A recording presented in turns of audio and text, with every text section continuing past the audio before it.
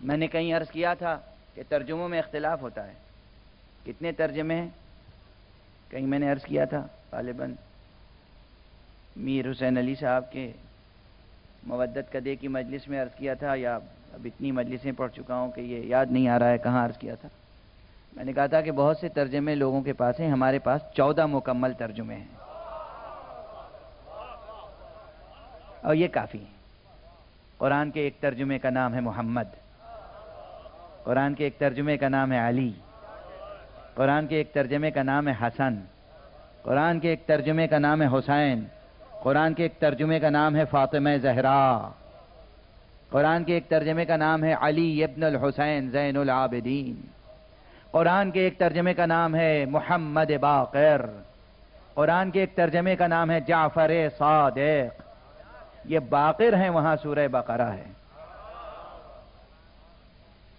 قرآن کے ایک ترجمے کا نام ہے موسیٰ الکاظم، قرآن کے ایک ترجمے کا نام ہے علی ابن موسیٰ الرضا، قرآن کے ایک ترجمے کا نام ہے محمد ابن علی الجواد التقی، قرآن کے ایک ترجمے کا نام ہے علی ابن محمد النقی الہادی، قرآن کے ایک ترجمے کا نام ہے حسن ابن علی العسکری الزکی.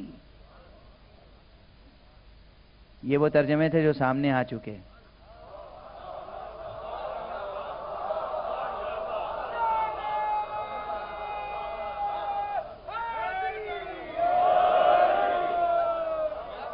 یہ وہ ترجمے تھے جو مطبع مشیت نے چھاپے تھے. اور ایک ترجمہ اتنا دلاویز ہے کہ وہ مشیت کلیجے سے لگائے ہوئے ہے. اتنا دلاویز، اتنا بلیغ، اتنا حسین، اتنا فصیح، اتنا فکر انگیز، اتنا جستجو خیز کہ مشیت انتظار کر رہی ہے ذہن بشری اوپر اٹھے، اس کو سمجھنے کے لائق ہو تو یہ ترجمہ پیش کیا جائے. صلوات پڑھ دے محمد و آل محمد.